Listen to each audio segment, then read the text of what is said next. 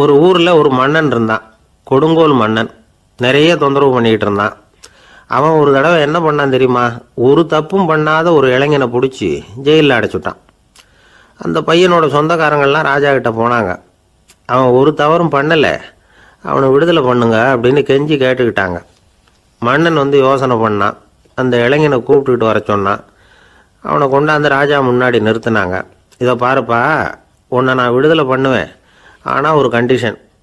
அந்த நிபந்தனையை நீ நிறைவேற்றினா உனக்கு விடுதலை அப்படின்னா மன்னன். சரின்னு ஒத்துக்கிட்டான் பையன். மன்னன் கண்டிஷன் என்னங்கிறத சொன்னான். உங்ககிட்ட ஒரு செம்மறி ஆட்டை கொடுக்க போகிறேன். 1 மாதத்துக்கு அதுக்கு தேவையான தீனியையும் கொடுக்க போகிறேன். 1 மாதம் கழித்து அந்த ஆட்டை எடை போட்டு பார்ப்பேன். அந்த ஆட்டின் எடை கொஞ்சம் கூட கூடி இருக்கக்கூடாது. எடை கூடி இருந்தால் உனக்கு விடுதலை கிடையாது. என்ன சொல்கிற அப்படின்னா. பையனுக்கு ஒன்றும் புரியல, பயமாக போயிட்டுது. குழம்பிக்கிட்டே நின்றுக்கிட்டு இருக்கிறான். சரி, ஒரு நாள் டைம் தரேன், நல்லா யோசனை பண்ணி பார்த்துட்டு நாளைக்கு உன் முடிவை சொல்லு அப்படின்னா மன்னன். பையன் கவலையோடு வெளியில் வந்தான். அங்கே ஒரு பெரியவர் நின்றுக்கிட்டு இருந்தார். அவர்கிட்ட விஷயத்தை சொன்னான். அந்த பெரியவர் இந்த பையனுக்கு காதோட காதாக ஒரு வழியை சொல்லி கொடுத்தார். அதை கேட்டதும் பையன் மறுபடியும் மன்னன் முன்னாடி நின்னா, உங்கள் நிபந்தனையை ஏற்றுக்கிறேன்னு சொன்னான்.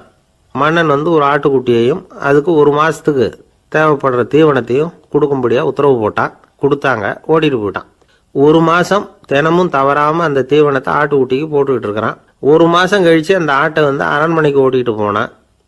மன்னன் அதை எடை போட்டு பார்க்குறான். எடை கூடவே இல்லை, அப்படியே தான் இருக்குது. உடனே போட்ட நிபந்தனைப்படி அந்த இளைஞனை விடுதலை பண்ணிவிட்டான். சரி, ஆட்டுக்கு எடை கூடாமல் இருக்கிறதுக்கு அந்த பெரியவர் சொல்லி கொடுத்த யோசனை என்ன அப்படின்னா, அது வேற ஒன்றும் இல்லை. அந்த ஆட்டுக்கு எதிரில் அது கண்ணில் படுற மாதிரி ஒரு ஓநாயை கட்டி போட சொன்னார். அவ்வளவுதான். ஆட்டுக்கு ஓநாய்ங்கிறது பிறவி பகை. ஓநாயை பார்த்தா ஆடு நடுங்க ஆரம்பிச்சிரும், அவ்வளவு பயம். தினமும் அந்த ஆடு பயந்துக்கிட்டே தேனி சாப்பிட்டுது, எடை கூடல. அதுதான் ரகசியம். இது சின்ன பிள்ளைங்களுக்கான ஒரு கதை. இதிலிருந்து தெரிஞ்சுக்க வேண்டிய உண்மை என்னன்னா, நாமெல்லாம் சாப்பிட்றப்ப மனசும் உடம்பும் அமைதியாக இருக்கணும். அப்போதான் அது உடம்புல ஒட்டும். அவசரத்துலையும் பயத்துலையும் சாப்பிட்டா அது சரியா ஜீரணமாகாது. இன்னொரு ராஜா இருந்தார். அவரும் ஒரு இளைஞனை ஜெயிலில் அடைச்சி விட்டார். விடுதலை பண்ணணும்னா ஒரு கண்டிஷன்னார். என்னன்னு கேட்டான். ஒரு ஆட்டுக்குட்டியை அவன் முன்னாடி கொண்டாந்து நிறுத்துவேன், நீ அதுக்கிட்ட ஒரு கேள்வி கேட்கணும், அதுக்கு சரியான பதிலை சொல்லணும். அப்படி செஞ்சுட்டா உனக்கு விடுதலைன்னார். இளைஞன் யோசனை பண்ணி பார்த்தான். சரின்னு ஒத்துக்கிட்டான். அது பிரகாரமே ஆட்டுக்குட்டியை பதில் சொல்ல வச்சுட்டான். என்ன நடந்தது தெரியுமா? ஆட்டுக்குட்டியை கொண்டாந்து நிறுத்தினாங்க. இவன் மெதுவாக அதுக்கிட்ட போனான். அது காதுகிட்ட போய் ஏப்ரலுக்கு அடுத்த மாதம் என்ன மாதம்னு கேட்டான். அது உடனே மேன்னு கத்திச்சு. இவன் விடுதலை ஆயிட்டான். ஒரு ஊரில் ஒரு குரு இருந்தார், ஜென் குரு. அவரை தேடிட்டு ஒரு மன்னர் வந்தார். வந்தவர் ஜப்பான் மன்னர். தோட்டக்கலையை பற்றி தெரிஞ்சுட்டு போகிறதுக்காக அவர் வந்தார். எப்படி தோட்டம் அமைக்கிறது அப்படிங்கிறத பற்றி அந்த குரு விவரமாக சொல்லி கொடுத்தாரு. 1 நாள் 2 நாள் இல்லை, 3 வருஷம் கற்றுக் கொடுத்தார். அதுக்கப்புறம் சொன்னார், நான் கற்றுக் கொடுத்துட்டேன், இனிமேல் நீங்கள் போகலாம், போய் தோட்டம் அமைக்கலாம். அதுதான் உங்களுக்கு பரிசை. தோட்டம் அமைச்ச பிறகு சொல்லி அனுப்புங்க, நான் பார்க்குறேன். நீங்கள் இங்கே என்னவெல்லாம் கற்றுக்கிட்டீங்களோ அதையெல்லாம் அங்கே செயல்முறையில் செஞ்சு காட்டுங்க அப்படின்னு சொல்லி அனுப்பி வச்சார். மன்னர் போனார். அரண்மனைக்கு பக்கத்திலே ஒரு பெரிய தோட்டத்தை உண்டு பண்ணினார். அழகான மரங்களையும் செடிகளையும் உருவாக்கினார். கிட்டத்தட்ட 1000 தோட்டக்காரர்களை பயன்படுத்தி 3 வருஷங்கள் முயற்சி பண்ணி அந்த அழகான தோட்டத்தை உருவாக்கினார். குருகிட்ட இருந்து செய்தி வந்தது, நாளைக்கு தோட்டத்தை பார்க்குறேன் அப்படின்னு. மன்னர் உடனே சுறுசுறுப்பாயிட்டார். முதல் நாளே தோட்டத்தை சுத்தப்படுத்தினார். ராத்திரி பூரா யாரும் தூங்கலை. எல்லாருக்கும் தோட்டத்தை ஒழுங்குபடுத்துகிற வேலை. அது அந்தந்த இடத்துல ஒழுங்காக இருக்குதா அப்படின்னு சரி பார்த்தாங்க. ஒரு தவறும் இல்லாத வகையில் அதை ஒழுங்குபடுத்தினாங்க. மறுநாள் குரு வந்தார், தோட்டத்தை பார்த்தார். அவருக்கு கோபம் வந்துட்டுது. மன்னருக்கு ஆச்சரியம், எப்பவும் சிரிச்சுக்கிட்டே இருக்கிறவர் இப்போ இப்படி இருக்கிறாரே அப்படின்னு. மெதுவாக குரு கிட்ட போய், எல்லாம் சரியாக தானே இருக்குது அப்படின்னார். எல்லாம் சரிதான், ஆனாலும் எங்கே அந்த பொன்னிற காற்று அப்படின்னார். உதிர்ந்த இலைகள், பொன் மஞ்சள் நிற இலைகள் காற்றில் அப்படி புரண்டு ஓடுவதை நான் பார்க்க முடியவில்லையே அப்படின்னாராம். அது இல்லாமல் இந்த தோட்டம் உயிரோட்டம் உள்ளதாக இருக்காது, இதில் பாடல் இல்லை, ஆடல் இல்லை, அதெல்லாம் இல்லாமல் இந்த தோட்டம் ரொம்பவும் செயற்கையாக தெரியுதேன்னாராம். மன்னர் இப்போதான் யோசனை பண்ணார். கீழே கிடந்த காஞ்சி போன இலைகள் மட்டும் இல்லை, மரத்தில் இருந்த காஞ்சி போன இலைகளையும் அப்புறப்படுத்தி சுத்தமாக வச்சிருக்கிறார். இறப்பும் வாழ்க்கையினுடைய ஒரு பகுதி தான். மரணம்ங்கிறது வாழ்க்கைக்கு எதிரானது அல்ல, அதை நிரப்பும் ஒரு பகுதி தான் அது. மரணம் இல்லையில் வாழ்க்கையே இல்லை அப்படிங்கிறது பெரியவங்க கருத்து. இப்போ அந்த தோட்டம் அழகாக தான் இருக்குது, இருந்தாலும் அது ஒரு ஓவியம் மாதிரி உயிர் இல்லாமல் இருக்கு. குரு ஒரு வாளியை கையில் எடுத்துக்கிட்டார், தோட்டத்தை விட்டு வெளியில போனார். ஏற்கனவே வீசி எறிந்த அந்த சருகுகளை எல்லாம் அள்ளி கொண்டுட்டு வந்தார். உள்ள எல்லா இடங்கள்லையும் அதை வீசினார். உடனே காத்து அந்த காய்ந்த சருகுகளையும் பழுத்த இலைகளையும் அசைக்க ஆரம்பிச்சுட்டுது. இப்போ அங்க சலசல சத்தம், சங்கீதம், இலைகளின் நடனம், ஓவியம் மாதிரி இருந்த அந்த தோட்டத்துக்கு இப்போ உயிர் வந்துட்டுது. இதுதான் அந்த பொன்னான காற்று அப்படின்னாராம் குரு. மன்னருக்கு புரிஞ்சுது. மிகப்பெரிய ஜென் கேள்வி ஒன்று உண்டு. உம்மான் அப்படிங்கிற ஒரு பெரிய குருவை பார்த்து துறவி ஒருத்தர் கேட்டாராம், இலைகள் எல்லாம் கீழே விழுந்து மரங்கள் மொட்டையாக இருக்கும் பொழுது என்ன நடக்கும்? இதுதான் கேள்வி. இதுக்கு உம்மான் சொன்ன பதில் பொன்னான காற்று, தி கோல்டன் விண்ட் அப்படின்னாராம். இதுக்கு என்ன விளக்கம்னா, உன்னுடைய எண்ணங்கள் எல்லாம் உன்னுடைய மனசிலிருந்து கீழே விழுந்து உனது உள்ளுணர்வானது மொட்டையாக நிற்கும் நிலைதான் அது. உனது வேர்களின் அருகில் காற்று வீசுகிறது. எல்லா எண்ணங்களும் உன்னிலிருந்து வெகு தூரத்துக்கு புரண்டு கொண்டே சென்று விடுகிறது. நீ அவற்றை கடந்து விட்டால் நீ அவைகளுக்கெல்லாம் மேலெழுந்து கீழே பார்ப்பவனைப் போல நிற்க ஆரம்பித்து விடுவாய். அதுதான் தியானம் என்பது அப்படின்னு சொல்றாங்க. தியானம்ங்கிறது எண்ணத்துக்கு எதிரானதில்லை, தியானம்ங்கிறது எண்ணங்களை கடந்து செல்வது தான். அதுக்கப்புறம் நாம பொன்னிற காற்றுல ஆட ஆரம்பிச்சிருவோம். இதுதான் பெரியவர்கள் சொல்றது. என்கிட்ட ஒருத்தர் தோட்டம் அமைக்கணும்னு யோசனை கேட்டு வந்தார். எல்லாம் சொல்லி கொடுத்தேன். செடிகள்லாம் செழிப்பா வளரணும்னா வேர் காயாம பார்த்துக்குங்க, தினமும் தண்ணி விடுங்க அப்படின்னு சொல்லி அனுப்பி வச்சேன். ஒரு மாசம் கழிச்சு ஒரு தோட்டத்தை பார்க்கறதுக்காக போனேன். போய் பார்த்தா எல்லா செடியும் வாடி கிடக்குது. என்னங்க இப்படி பண்ணிவிட்டீங்கன்னு. நீங்க சொன்னபடிதான் செஞ்சேன்னார். என்ன செஞ்சீங்கன்னு கேட்டேன். வேர் காயாம பார்த்துக்க சொன்னீங்க, தினமும் ஒரு தடவை எல்லா செடியையும் ஒவ்வொன்றா பிடுங்கி பார்த்து வேர் காயாம இருக்கா அப்படின்னு பார்த்துட்டு அதுக்கப்புறம் தண்ணி பாய்ச்சனே, அவ்வளவுதான் அப்படின்னார். ஒரு சின்ன பையன் வந்தான். அவனை பார்த்து ஒரு கேள்வி கேட்டோம். ஏன்ப்பா உங்கள் வீட்டில் அம்மா புத்திசாலியா அப்பா புத்திசாலியா அப்படின்னு. அவன் அலட்சியமாக நம்மளை பார்த்து சிரிக்கிறான். என்ன சார் இது, இந்த காலத்தில் இது கூட தெரியாமல் இருக்கிறீங்களே அப்படிங்கிறான். ஒரு சின்ன பையன் நம்மளை பார்த்து இப்படி கேட்டு விட்டானே அப்படின்னு நினைக்கிறப்போ நமக்கு ஒரு மாதிரி ஆகிடும். அதுக்கப்புறம்தான் இந்த தாத்தா பாட்டிலாம் சொல்கிற ஒரு கதை ஞாபகத்துக்கு வந்தது. அது என்ன கதை தெரியுமா? ஒரு ஊரில் ஒரு அம்மாவும் பிள்ளையும் இருந்தாங்களாம். அந்த மகனுக்கு திடீர்னு தேசாந்திரம் போய் வரணும்னு ஆசை வந்துட்டுது. ஊராக போய் சுற்றி பார்க்கணுங்கிற ஆசை. அந்த அம்மாவுக்கு இது பிடிக்கல. மகனை பிரிஞ்சு இருக்கிறதுக்கு அவங்க மனசு இடம் கொடுக்கல. வேணாப்பான்னு சொல்லி பார்த்தாங்க, அவன் கேட்கல.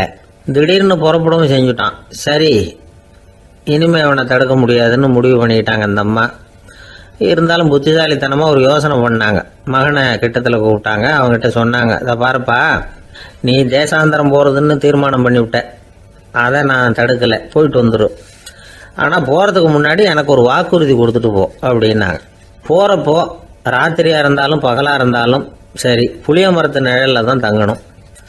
திரும்பி வர்றப்போ இரவும் பகலும் நீ வேப்ப மரத்து நிழல்லே தங்கணும் அப்படின்னாங்க. சரி அப்படியே செய்கிறேன்னு சொல்லி வாக்குறுதி கொடுத்தான் பையன். புறப்பட்டு போனான். போகிற வழியில் புளிய மரத்து நிழல்லே தங்கினான், தூங்கினான். அப்படி போய்கிட்டே இருந்தான். 7வது நாள் அவன் உடம்பு சுகம் இல்லாமல் போயிட்டுது. ரொம்பவும் பலவீனமாயிட்டான். இனிமேல் நடக்க முடியாதுங்கிற நிலைமை வந்துட்டுது. யோசிச்சு பார்த்தான். சரி, இதுக்கு மேலே போக வேண்டாம் அப்படின்னு முடிவு பண்ணிட்டு திரும்பி வர ஆரம்பிச்சுட்டான். திரும்பி வர்றப்போ வழியில் வேப்ப மரத்து நிழல்லையே தங்கி வந்தான். நாளுக்கு நாள் உடம்பு சரியாக வந்துட்டுது. 7வது நாள் வீட்டுக்கு சேர்றான். உடம்பு பழையபடியே கலகலப்பாயிட்டுது. பூரண சுகம். தேசாந்திரம் போன பையன் திரும்பி வந்துட்டானே அப்படின்னு அந்த அம்மா ஆச்சரியப்படலை. ஏன்னா அவங்களுக்கு தெரியும் இப்படி ஆகும்னு. பையன் சீக்கிரமாக திரும்பி வரணுங்கிறதுக்காக தான் அவங்க அந்த யோசனையை சொன்னாங்க. என்ன விஷயங்கிறதையும் அவங்களே சொன்னாங்க. மகனே, புளிய மரத்து நிழல் உடம்புக்கு உஷ்ணத்தை கொடுக்கும், சீக்கம் உண்டாக்கும். அதனால் நீ தொடர்ந்து புளிய மரத்து நிழலில் தங்கினாவே நோய்க்கு ஆளாயிட்ட. அதனால் பயணத்தை முடிச்சுக்கிட்டு திரும்பி வரணுங்கிற முடிவுக்கு வந்துட்ட. திரும்பி வர்றப்போ நீ தங்கினது வேப்ப மரத்து நிழல். அது உடம்புக்கு குளிர்ச்சியை தரக்கூடியது, நோயை தீர்க்கக்கூடியது. அதனால் சுகமாக வீட்டுக்கு சேர்ந்துட்ட. உன்னோட தேசாந்திர பயணத்தை தடுக்கிறதுக்காக தான் இப்படி பண்ணினேன் அப்படின்னாங்களாம் அந்த அம்மா. பார்த்தீங்களா அம்மாவோட புத்திசாலித்தனத்தை? அப்பாவாக இருந்தால் இப்படியா பண்ணுவார்? ஒரு அப்பா பையன்கிட்ட 10 ரூபா கொடுத்து இதை எடுத்துக்கிட்டு அடுத்த ஊருக்கு போய் அங்கே இருக்கிற மாமா கிட்ட இதை கொடுத்துட்டு வாடா, வழியில் எங்கேயாவது மரத்தடியில் படுத்து தூங்கி விடாதே அப்படின்னு எச்சரிக்கை பண்ணி அனுப்புனாராம். பையனுக்கு எச்சரிக்கையாக வாழறது எப்படிங்கிறத கற்றுக் கொடுக்கறதுக்காக இப்படி பண்ணார். அவன் பணத்தை வாங்கிக்கிட்டு போனான். அப்பா சொன்னதை மறந்துட்டு ஒரு மரத்தடியில் படுத்து தூங்கிட்டான். அவனுக்கு தெரியாமல் அவன் பின்னாடியே போன அப்பா அவன் கையில் இருந்த அந்த 10 ரூபாயை நைஸாக எடுத்துகிட்டு வந்துட்டார். அவன் பையில் தானே வச்சுருந்தான், அது தெரியாமல் எடுத்துகிட்டு வந்துட்டார். அவன் தூங்கிக்கிட்டு இருக்கான். எடுத்துகிட்டு ஒரு மறுபடியும் வீட்டுக்கு வந்துட்டார். பையன் முழிச்சுக்கிட்டு பைய தடவி பார்க்குறான், பணத்தை காணும். அழுதுகிட்டே திரும்பி வந்தான். அப்பா கிட்ட விஷயத்த சொன்னான். அப்பா சிரிச்சுக்கிட்டே சொன்னார், அதுக்கு தான்ப்பா ஆரம்பத்திலேயே எச்சரிக்கை பண்ணினேன், இனிமேலாவது நீ ஜாக்கிரதையாக இருக்கணும் அப்படிங்கிறதுக்காக தான் இப்படி பண்ணினேன். அந்த பணம் எங்கேயும் போயிடல, நான் தான் அதை உனக்கு தெரியாமல் எடுத்து வச்சிருக்கிறேன். இதோ பாரு அப்படின்னு சொல்லிட்டு சைடு பாக்கெட்டில் கையை விட்டா அது ஓட்டையாக இருக்குது. அதை எவனோ ஏற்கனவே கத்திரிச்சு எடுத்துகிட்டு போயிட்டான். இப்போ அப்பா முகத்தில் அசடு வழிஞ்சு. ஒரு அரசனும் அமைச்சரும் ஒரு நாள் ரொம்ப சாவகாசமாக பேசிக்கிட்டு இருந்தாங்களாம். அரசன் அமைச்சரை பார்த்து ஒரு கேள்வி கேட்டிருக்கார். ஏங்க அமைச்சரே, ஆசை இல்லாத ஒரு மனுஷனால் இருக்க முடியுமா அப்படின்னு. ஏன் முடியாது, துறவி அப்படிங்கிறவங்கெல்லாம் அப்படிப்பட்டவங்க தானே அப்படின்னாராம் அமைச்சர். அவங்கெல்லாம் உண்மையிலேயே ஆசையை விட்டவங்க தானா அப்படின்னு கேட்டாரா ராஜா. அப்படி தான் இருக்கணும் அப்படின்னாராம் அமைச்சர். அப்படின்னா ஆசையே இல்லாத ஒரு உண்மையான துறவியை நான் பார்க்கணுமேன்னார். அது என்ன பிரமாதம், அதுக்கு நான் ஏற்பாடு பண்ணுறேன் அப்படின்னு விட்டார் இவர். சொல்லிவிட்டு உடனே புறப்பட்டு போனார். அங்கே தேடினார். அப்புறம் தான் அவருக்கு புரிஞ்சுது உண்மை துறவியை கண்டுபிடிக்கிறது எவ்வளவு கஷ்டமான காரியம்னு. இருந்தாலும் ராஜா கிட்ட சொல்லியாச்சே உண்மை துறவியை காட்டுறேன்னு. இப்போ என்ன பண்ணுறது? ராஜா கிட்ட சொன்னபடி நடக்கலைன்னா அவருக்கு கோபம் வந்துடும். அமைச்சர் ஒரு யோசனை பண்ணார். அவருக்கு ஒரு வழி தெரிஞ்சுது. அதுதான் சரின்னு முடிவு பண்ணார். அதாவது அந்த ஊரில் அவருக்கு தெரிஞ்ச நாடக நடிகர் ஒருத்தர் இருக்கிறார், நல்லா நடிப்பார். அவரை போய் பார்த்தார். இதை பாருப்பா, எனக்காக நீ ஒரு காரியம் செய்யணும்னார். என்னன்னு கேட்டார் அவர். நீ ஒரு துறவி மாதிரி கொஞ்ச நேரத்துக்கு நடிக்கணும். ராஜா உன்னை பார்த்துட்டு போகிற வரைக்கும் நடி, அது போதும். அதுக்காக உனக்கு 10,000 ரூபா தரேன் அப்படின்னார். அவர் எந்த காலத்தில் இவ்வளவு பணத்தை மொத்தமாக பார்த்துருக்கார். அதனால் உடனே சரின்னு ஒத்துக்கிட்டார். அமைச்சர் அரண்மனைக்கு திரும்பி வந்தார். என்ன அமைச்சரே, இன்னுமா ஒரு உண்மையான துறவி கிடைக்கலன்னார். உண்மையான துறவி ஒருத்தரை இப்போ தான் கொஞ்ச நேரத்துக்கு முன்னாடி பார்த்து பேசிவிட்டு வர்றேன். அவர் நம்ம ஊருக்கு வெளியில் குளத்தங்கரையில் உள்ள ஒரு ஆலமரத்துக்கு அடியில் உட்காந்துருக்கிறார் அப்படின்னார் இவர். அப்படின்னா உடனே புறப்படுங்க அப்படின்னார் ராஜா. பரிவாரங்களோடு புறப்பட்டார். அங்கே அந்த மரத்தடியில் அந்த ஆள் வேஷம் போட்டுக்கிட்டு துறவி மாதிரி உட்காந்துருக்கிறான். ராஜா நேராக போனார். அந்த துறவி காலில் பொத்துன்னு விழுந்து வணங்கினார். உடனே ராணி அவர் காலில் விழுந்தாங்க. அடுத்தபடியாக அமைச்சர் விழுந்தார். அவருக்கு தெரியும் இது நம்ம ஆள் தான்னு. இருந்தாலும் என்ன பண்ணுறது, நேரம். அப்புறம் பரிவாரங்கள்லாம் துறவி காலில் விழுந்து ஆசீர்வாதம் வாங்கிட்டாங்க. ராஜா அப்புறமா தங்கத்தட்டில் பொண்ணையும் பொருளையும் வச்சு அந்த துறவிகிட்ட ரொம்ப பணிவாக நீட்டுறார். தாங்கள் தயவு பண்ணி இதை ஏற்றுக்கணும் அப்படின்னு வேண்டிக்கிட்டார். அந்த துறவி பற்று இல்லாமல் அதை பார்த்தார். எல்லாத்தையும் திறந்துட்ட எனக்கு இதெல்லாம் எதுக்காக அப்படின்னு சொல்லி அதை மறுத்துட்டாராம். ஆஹா, உண்மையான துறவியை பார்த்துட்டோம் அப்படிங்கிற ஆனந்தம் அரசருக்கு. ரொம்ப நிம்மதியாக திருப்தியாக திரும்பி வந்தார் அரண்மனைக்கு. அதுக்கப்புறம் அமைச்சர் யாருக்கும் தெரியாமல் அந்த துறவிகிட்ட ஓடினார். சொன்ன பிரகாரம் பணத்தை நீட்டினார். இந்தப்பா, நான் உங்ககிட்ட சொன்னபடி 10,000 ரூபா பணம் எடுத்துக்கோ அப்படின்னார். அந்த ஆள் ராஜா கிட்ட சொன்னது மாதிரியே எல்லாத்தையும் திறந்துட்ட எனக்கு இதெல்லாம் எதுக்காக வேணாம் அப்படின்னு விட்டாராம். நடித்த வரைக்கும் போதும்ப்பா, இனிமேல் இந்த நாடக வசனம்லாம் வேணாம், வேஷத்தை கலைச்சிரு, பணத்தை வாங்கிக்கொண்டார். இல்லைங்க, இது வேஷம் இல்லை, இது வசனமும் இல்லை, இது உண்மை. கொஞ்ச நேரம் துறவி மாதிரி நடித்ததுக்கே இந்த தேசத்து ராஜா ராணி அமைச்சர் பரிவாரங்கள் எல்லாம் என் காலில் விழுந்து வணங்குறாங்க. அப்படின்னா உண்மையான துறவியாக இருக்கிறது எவ்வளவு பெருமையான விஷயம். நான் உண்மையான துறவியாக ஆக போகிறேன், அப்படி முடிவும் பண்ணிட்டேன் அப்படின்னார் அந்த நடிகர். வேஷம் கூட எப்படிப்பட்ட விளைவுகளை உண்டு பண்ணுது பார்த்தீங்களா. நம்மால் ஒருத்தன் ரொம்ப வசதியாக தான் இருந்தான். ஒரு நாள் அவன் சொத்து பூரா திருட்டு போட்டுது. அதுக்கப்புறம் இவன் துறவி மாதிரி ஆயிட்டான். ஊர் ஊராக சுற்றினான். ஒரு குருநாதரை தேடி கண்டுபிடிச்சான். அவர்கிட்ட சீடனாக சேர்ந்துக்கிட்டான். அவனை பார்த்து ஒருத்தர் கேட்டார், நீ உண்மையான சீடன் தானான்னு.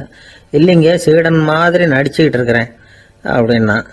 அது குரு துரோகம் இல்லையா அப்படின்னு கேட்டார் அவர். இல்லைங்க, நான் பண்ணது குரு துரோகம் இல்லை. என் குரு பண்ணது தான் துரோகம். என்னுடைய பணத்தை கொள்ளையடிச்சது இவர் தான். அதை எங்கே வச்சிருக்காருன்னு கண்டுபிடிக்கிறதுக்காக தான் இவர்கிட்ட வந்து சீடனா சேர்ந்துருக்கிறேன் அப்படின்னானா. கங்கை கரை தோட்டம் பக்கத்தில் ஒரு ஆசிரமம், அங்கே ஒரு பெரியவர் தங்கி இருக்கிறார். அவர் தான் ராமகிருஷ்ண பரமஹம்சர். அந்த ஆசிரமம் இருந்த இடம் கரக்பூர். வங்காளத்தில் பொதுவாக எல்லாரும் மீன் சாப்பிட்றது உண்டு. கங்கையில் குளிச்சுட்டு கையில் ஒரு மீனோடு வர்றது வழக்கம். இவர் இருக்கிற இடத்துக்கு கங்கையில் படகு வழியாக வரணும். அப்படி தான் எல்லாரும் வருவாங்க. வர்றவங்கள ஒன்று கூட்டி ஆன்மீக விஷயங்களை பற்றி பேசிக்கிட்டு இருப்பார். ஒவ்வொரு நாள் ஒவ்வொருத்தர் நகரத்துக்கு போகணும்.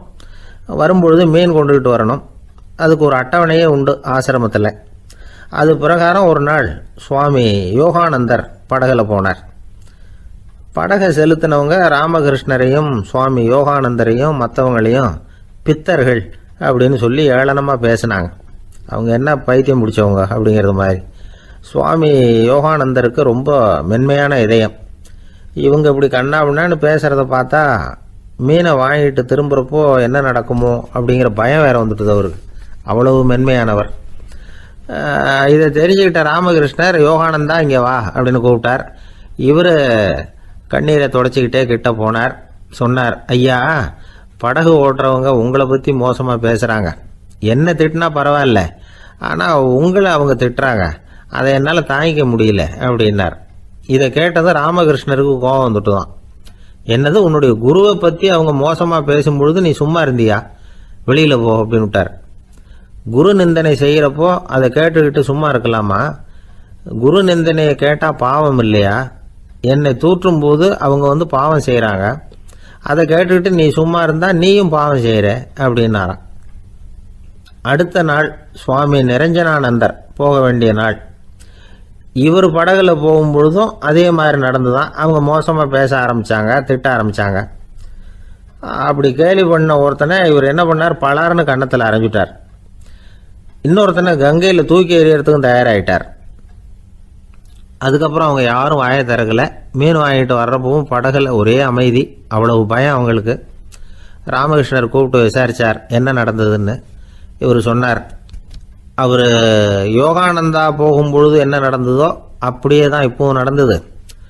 குரு நிந்தனை செய்கிறத கேட்டுக்கிட்டு நான் சும்மா இருப்பேனா? ஒருத்தனை அப்படியே அரைஞ்சுட்டேன், இன்னொருத்தனை ஆற்றுல தூக்கி போட்டுருவேன்னு பயமுறுத்தினேன், அவ்வளவுதான் அப்படின்னாராம். இப்பவும் ராமகிருஷ்ணருக்கு கோபம் வந்துட்டு தான். என்ன இது, அணியறது காஷாயம், இருக்கிறது ஆசிரமம், உனக்கு இவ்வளவு கோபம் வந்ததுன்னா அப்புறம் என்னத்துக்கு ஆசிரமத்தில் இருக்கணும்? பிரம்மச்சாரி எப்பவும் அமைதியாக இருக்கணும் அப்படின்னு அறிவுரை சொன்னாராம் ராமகிருஷ்ணர். அப்போ இவர் கேட்டாராம், ஏங்க அவருக்கு ஒரு விதமான அறிவுரை சொன்னீங்க, எனக்கு வேற விதமாக அறிவுரை சொல்கிறீங்க, இதில் எது உண்மை அப்படின்னு கேட்டிருக்கார். இதுக்கு ராமகிருஷ்ணர் சொன்ன பதில் என்னென்னா, அட அசடே, சக்கரத்தில் காற்று அதிகமாக இருந்தால் குறைக்கணும், குறைச்சலாக இருந்தால் கூட்டணும். அவன் சாது, அவனுக்கு அதிக உணர்ச்சி தேவை, உனக்கு படபடப்பு அதிகம், உனக்கு பொறுமை தேவை அப்படின்னாராம். இதில் உள்ள கருத்து என்னென்னா, கல்விங்கிறது எப்படின்னா அதை சூழ்நிலைக்கு தகுந்த மாதிரி கற்பிக்கணும். எல்லாருக்கும் ஒரே மாதிரி கற்பிக்கக்கூடாது. கேட்குற ஒரு தகுதி, புரிஞ்சுக்கிற திறமை, இதை பொறுத்து கல்வி அமையணும். ஆரம்ப காலத்தில் ஒரு குரு, அப்போ ஒரு சீடன் இருந்தான். அது வேடிக்கையான குரு, வேடிக்கையான சீடன். ஒரு ஆசிரமம். ஒரு நாள் ஒருத்தன் அவசரமாக அந்த குருவை தேடி வந்திருக்கிறான். என்ன விஷயம்னு விசாரித்தார் குரு. உங்கள் சீடர் என்னை வந்து அடிச்சுட்டார் அப்படின்னு புகார் பண்ணானான் அந்த ஆள். குரு சீடனை கூப்பிட்டார். அடிச்சியா இந்த ஆளை அப்படின்னு கேட்டாராம். ஆமான் இருக்கான் சீடன். ஏன் அடிச்சே அப்படின்னு கேட்டாராம். இந்த ஆள் உங்களை பற்றி மட்டமாக பேசிவிட்டான், என்னால் அதை தாங்கிக்க முடியல, அதனால தான் அடிச்சுட்டேன் இருக்கான். அப்படி என்ன பேசினா அப்படின்னு கேட்டாராம். உன்னுடைய குருநாதர் இப்போல்லாம் அர்த்தமில்லாமல் பேச ஆரம்பிச்சுட்டார் அப்படின்னு சொல்லிவிட்டான், அதனால தான் அடிச்சுட்டேன் அப்படின்னு நானாம். அதுக்காக அடித்தே அப்படின்னாராம். நான் அதுக்காக அடிக்கலை குருவே, இப்பெல்லாம் நீங்கள் அர்த்தம் இல்லாமல் பேசுகிறதாக அவன் சொல்கிறான், அப்படின்னா இதுவரைக்கும் நீங்கள் அர்த்தத்தோடு பேசினதாகத்தானே அர்த்தம், அது தப்பு தானே, அதனால தான் அடித்தேன் அப்படின்னு. ஒரு பெரியவர் உட்கார்ந்துருக்கிறார். அவரை சுற்றி அவருடைய தோழர்கள் உட்கார்ந்துருக்கிறாங்க. ஏதோ ஒரு முக்கியமான செய்தியை அவர் வந்து அவங்களுக்கு சொல்லிக்கிட்டு இருக்கிறார். அவங்களும் ஆர்வமாக கேட்டுக்கிட்டு இருக்கிறாங்க. இந்த சமயத்தில் யாரோ ஒரு ஆள் வேகமாக அங்கே வர்றார். வர்ற வேகத்திலேயே எனக்கு ஏதாவது உதவி செய்யுங்க அப்படின்னு கேட்டுக்கிட்டே வர்றார். கேட்கறது உதவி, ஆனால் குரல் மிரட்டுறது மாதிரி இருக்கு, அதட்டி கேட்கறது மாதிரி இருக்கு. இதை கேட்டதும் அந்த பெரியவர் ஆத்திரப்படலை, ஆனால் அவரை சுற்றி இருந்தவங்க ஆத்திரப்பட்டாங்க. இதை பெரியவர் கவனிச்சார். கொஞ்சம் அமைதியாக இருங்கன்னார். வந்தவரை கூப்பிட்டார். அவருக்கு சில பொருள்களை கொடுத்தார். என்னங்க, இப்போ உங்களுக்கு மகிழ்ச்சி தானே அப்படின்னார். ஆ அப்படின்னு அலட்சியமா அவர் சொல்கிறார். நான் உங்களை நல்ல முறையில் நடத்தினேன்னா அப்படின்னு கேட்குறாரு அவர் மறுபடியும். அதெல்லாம் ஒன்றும் இல்லை அப்படின்னு சொல்லி அவர் சொல்லிகிட்டு இருக்கிறாரு. குரலில் கடுமை குறையில. சுற்றி இருந்தவங்களால இதை பொறுத்துக்க முடியல. கோபத்தோடு அவரை நோக்கி நெருங்க ஆரம்பித்தாங்க. பெரியவர் அவங்களையெல்லாம் தடுத்து நிறுத்தினார். வந்தவரை வாங்க என்னோட அப்படின்னு சொல்லி அழைச்சிட்டு போனார். வீட்டுக்கு போனார். அங்கே போனதும் இன்னும் சில பொருள்களை எடுத்து அவர்கிட்ட கொடுத்தார். இப்போ திருப்தி தானே, நான் உங்ககிட்ட நல்ல முறையில் நடந்துக்கிட்டேனா அப்படின்னார். அவர் முகம் இப்போ தான் கொஞ்சம் மலர்ந்தது. ரொம்ப நன்றி, இறைவன் உங்கள் குடும்பத்துக்கு எல்லா நன்மைகளையும் செய்வான் அப்படின்னு சொன்னார். இதே வார்த்தைகளை என்னுடைய தோழர்கள்கிட்டே சொல்லிட்டீங்கன்னா அவங்க கோபம் தணிஞ்சிரும், வர முடியுமான்னார். கண்டிப்பாக வர்றேன் அப்படின்னாரு. மறுநாள் காலையில் அந்த இடத்துக்கு வந்தார். அதே மாதிரி சொல்லிவிட்டு அவர் போயிட்டார். தோழர்கள்லாம் ரொம்ப வியப்போடு பெரியவரை பார்த்தாங்க. அந்த பெரியவர் தான் நபிகள் நாயகம். அவர் சொன்னார், ஒருத்தன் ரொம்ப ஆசையாக ஒரு ஒட்டகத்தை வளர்த்துக்கிட்டு வந்தான். ஒரு நாள் அந்த ஒட்டகம் கயத்தை அறுத்துக்கிட்டு ஓடி போயிட்டுது. அக்கம் பக்கத்தில் இருக்கிறவங்கெல்லாம் அந்த ஒட்டகத்தை பிடிக்கிறதுக்கு முயற்சி பண்ணாங்க. அதை துரத்திக்கிட்டு ஓடினாங்க. ஒட்டகம் தாறுமாறாக ஓட ஆரம்பிச்சுது. இந்த சமயத்தில் ஒட்டகத்தை வளர்த்தவன் அங்கே ஓடி வந்தான். நீங்கள் அதை ஒன்றும் செய்ய வேணாம், விட்டுருங்க, அதோட சுபாவம் எனக்கு நல்லா தெரியும், அதை சுலபமாக என்னோட வழிக்கு கொண்டுட்டு வந்துட முடியும், நான் பார்த்துக்கிறேன், விட்டுருங்கோ அப்படின்னா. எல்லாரும் விலைக்கு போயிட்டாங்க. இவன் என்ன செஞ்சான் தெரியுமா? கொஞ்சம் புல்லை கையில் எடுத்துக்கிட்டு அந்த ஒட்டகத்தை நெருங்கினான். அவ்வளவுதான். அது ஓடி இவன் காலடியில் உட்காந்துக்கிட்டது. செல்லமாக அதை அப்படியே தடவி கொடுத்தான். முதுகில் ஏறி உட்காந்துக்கிட்டான். அது பாட்டுக்கு சாதுவாக நடந்து போகுது. இந்த கதையை நபிகள் நாயகம் தம்முடைய தோழர்களுக்கு சொல்றார். ஒட்டகத்தை மட்டும் இல்லை, சில மனிதர்களையும் கூட சில விதத்தில் அணுகிதான் அவர்களை சீர்திருத்த வேண்டியிருக்குது அப்படிங்கிறத அவங்களுக்கு உணர்த்தினார். இது ஒரு அழகான உளவியல் அணுகுமுறை. சில குடும்ப தலைவர்கள் கூட இந்த ஒட்டகம் மாதிரி நடந்துக்கிறது உண்டு, அப்புறம் அடங்கி போகிறதும் உண்டு. ஒரு குடும்ப தலைவர் காலையில் எழுந்திரிச்சதுலேருந்து சத்தம் போட்டு கத்திக்கிட்டு இருப்பார். பக்கத்தில் இருந்தவங்கெல்லாம் ஓடி போய் சமாதானம் பண்ணி பார்த்தாங்க. அவர் ஓயறது மாதிரி தெரியல. கடைசியில் அவர் மனைவி வந்தாங்க. நீங்கள் எல்லாம் விலகி போயிடுங்க, அவர் சுபாவம் எனக்கு தெரியும், நான் பார்த்துக்கிறேன் அப்படின்னாங்க. சரின்னு எல்லாரும் போயிட்டாங்க. சாயந்தரமாக பார்க்குறாங்க, அவர் சத்தம் இல்லாமல் ஒரு மூலையில் உட்காந்துருக்கிறார். ரொம்ப சாதுவா. ஆச்சரியமாக இருந்தது. என்னம்மா பண்ணீங்கன்னு கேட்டாங்க. அது ஒன்றும் இல்லைங்க, ஒரு வேளை சாப்பாட்டை நிறுத்தினேன், பட்னி போட்டேன், அவ்வளவுதான் அப்படின்னாங்க அந்த அம்மா. ஒரு ஆள் இருந்தான், நிறைய பணம் சம்பாதிச்சான். ஆனால் செலவு பண்ண மனசு வரல, கருமி. அவன் என்ன பண்ணா, சேர்த்த பணம் பூராவையும் ஒரு மரத்தடியில் புதைச்சி வச்சுருந்தான். வாரத்துக்கு ஒரு தடவை அந்த மரத்தடிக்கு வருவான். புதைச்ச இடத்த ஆவலோடு பார்த்துக்கிட்டு இருப்பான். அதுக்கப்புறம் போயிடுவான். அவ்வளவுதான். ஒரு நாள் ஒரு திருடன் வந்தான். இவன் புதைச்சி வச்சுருந்ததெல்லாம் எடுத்துகிட்டு போயிட்டான். இது தெரிஞ்சு போச்சு. அந்த கருமி புலம்ப ஆரம்பிச்சிட்டான். இவன் புலம்பலை கேட்டதும் அக்கம் பக்கத்தில் இருந்தவங்கெல்லாம் ஓடி வந்தாங்க. என்ன விஷயம்னு விசாரிச்சாங்க. இவன் சொன்னான். ஒரு பெரியவர் கேட்டார், ஏப்பா வாரம் இந்த இடத்த பார்க்கறதாக சொன்னியே, எப்போவாவது இதில் இருக்கிற பணத்தை எடுத்து செலவு பண்ணியிருக்கியா அப்படின்னு கேட்டார். நான் அப்பப்போ அதை பார்க்கறது தான் வழக்கம், அதை தொட்டதே இல்லைன்னு அவன். சரி அப்படின்னா இப்போவும் நீ அதே மாதிரி வாரம் ஒரு தடவை இந்த இடத்த பார்த்துட்டு போகலாமே அப்படின்னாராம் அந்த பெரியவர். அதுவும் சரிதானே, எவ்வளவு காலமானாலும் அவன் அந்த பணத்தை எடுத்து செலவு பண்ண போகிறதில்ல. அப்படி இருக்கிறப்ப உள்ளே பணம் இருந்தாலும் ஒன்று தான், இல்லாமல் போனாலும் ஒன்று தான். இதிலிருந்து என்ன புரியுதுன்னா, ஒருத்தர்கிட்ட இருக்கிற பணத்தை கொண்டு அவர் பணக்காரரா ஏழையா அப்படின்னு முடிவு செய்கிறது சரியில்லை.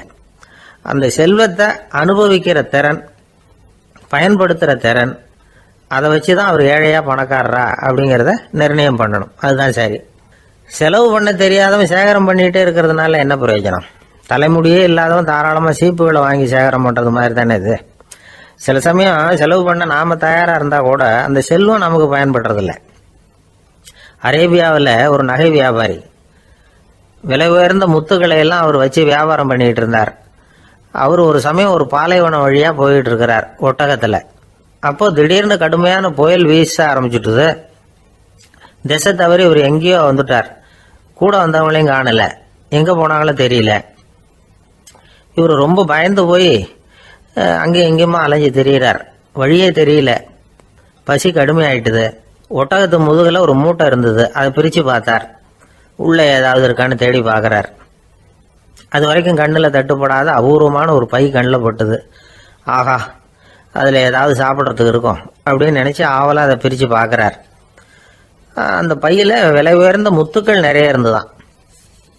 அப்போ தான் அவர் நினச்சாராம், விலை உயர்ந்த முத்துக்கள் கூட சாப்பிட்றதுக்கு உணவாக முடியாது அப்படிங்கிறத புரிஞ்சுக்கிட்டாராம். எந்த நேரத்தில் எது நமக்கு தேவையோ அது நமக்கு தாராளமாக கிடைக்கணும். அப்படி அது கிடைக்கிறதுக்கு நம்மக்கிட்ட இருக்கிற செல்வம் பயன்படணும். அது நமக்கும் பயன்படலாம், நம்ம மூலமாக அடுத்தவங்களுக்கும் பயன்படலாம். அதுதான் செல்வத்தின் பயன். ஒரு மரத்தடியில் ஒருத்தன் உட்காந்து அழுதுகிட்டு இருந்தான். அந்த பக்கமாக வந்த இன்னொருத்தன் ஏப்பா அழுதுகிட்டு இருக்கிறேன்னு கேட்டான். இந்த இடத்துல தான் பூமிக்கு அடியில் பணம் இருக்குது, புதைச்ச இடம் தெரியல, அதான் அழறேன் அப்படின்னா. நல்லா ஞாபகப்படுத்தி பாரு, எந்த இடத்துல புதைச்ச அப்படின்னு கேட்டான் இவன். அது எப்படி எனக்கு தெரியும், புதைச்சி வச்சிருக்கிறவன் நான் இல்லையே, எங்கள் எழுத்து வீட்டுக்காரன் அப்படின்னானா. பந்திக்கு முந்தர ஆசாமிகள் நம்மள பல பேர் உண்டு. அப்படி முந்தறதுக்கு கூட முயற்சி பண்ணுறவங்க நிறைய பேர் இருக்கிறாங்க. இதில் என்ன ஒரு விஷயம்னா, பந்திக்கு முந்துறது கூட தப்பு இல்லை. ஆனால் அப்படி ஒரு விருந்தில் ஆளாக போய் உட்காந்து சாப்பிட்டா கூட வெளியில் வர்றப்ப என்ன பெரிய விருந்து வச்சுட்டான், சாம்பாரில் உப்பு இல்லை, ரசத்தில் காரம் இல்லை அப்படின்னு குறை சொல்லிகிட்டே வர்றது இருக்கு பாருங்க, அது சரியில்லை, நாகரிகமும் இல்லை. கல்யாண பத்திரிகையில் என்ன போட்டிருக்குது, என் பொண்ணுக்கும் இன்னார் பையனுக்கும் கல்யாணம், எல்லாரும் குடும்பத்தோடு வந்திருந்து மணமக்கள் வந்து ஆசீர்வதிக்கணும், இப்படி தானே போட்டிருக்கோம். குடும்பத்தோடு வந்து விருந்து சாப்பிட்டு சாப்பாடு எப்படி இருக்குன்னு அபிப்பிராயம் சொல்லிவிட்டு போங்க அப்படின்னா போட்டிருக்கு கல்யாண பத்திரிகையில். ஒருத்தர் வீட்டு விசேஷத்துக்கு போயிருக்கோம்னா எவ்வளவோ அசௌகரியங்கள் நமக்கு ஏற்படலாம். ஏராளமான கூட்டம் வந்திருக்கும். எல்லாரையும் அவங்க வந்து தனித்தனியாக கவனிச்சுக்கிட்டு இருக்க முடியாது. நாம தான் அனுசரித்து நடந்துக்கணும். நாமளா போய் வாழ்த்த வேண்டியவங்களை வாழ்த்தி விட்டு வந்து சேரணும். அதை விட்டுட்டு பத்திரிக்கை கொடுத்தானேன்னு போனேன், கவனிப்பே சரியில்லை அப்படின்னு புலம்பிக்கிட்டு இருக்கக்கூடாது. ஒரு விருந்துக்கு போனால் அங்கே எப்படி நடந்துக்கணும் அப்படிங்கிறத பற்றி கூட அனுபவசாலிகள் சில விவரங்கள்லாம் சொல்லியிருக்கிறாங்க.